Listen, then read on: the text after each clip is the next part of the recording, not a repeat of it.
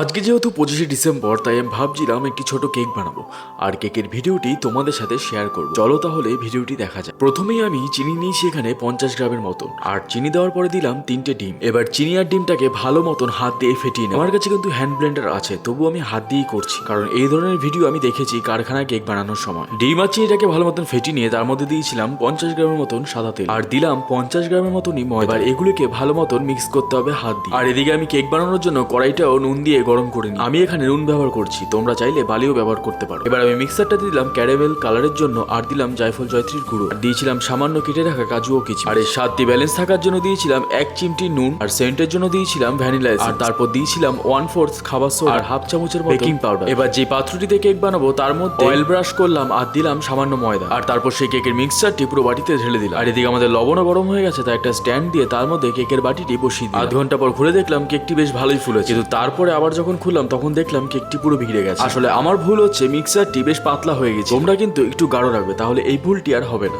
যাই হোক, প্রথম বানাচ্ছি, ভুল ত্রুটি তো হবে, কিন্তু কেকটি কিন্তু বেশ সুন্দর হয়েছে দেখতে। আর কেকটি হয়েছিল কিন্তু খুবই সফট, হয়তো তোমরা দেখে বুঝতেই পারছো। আসলে কেক বানানো কিন্তু খুবই সহজ। আমি যদি নতুন হয়ে পারি তাহলে তোমরা কেন পারবে না? তাই একবার হলেও কেকটি ট্রাই করে দেখবে। এবার কেকটি খেয়ে দেখার পালা। আর খেতেও কিন্তু কেকটি দারুণ হয়েছে, বিশেষ করে জায়ফল জয়ত্রী দেওয়ার জন্য।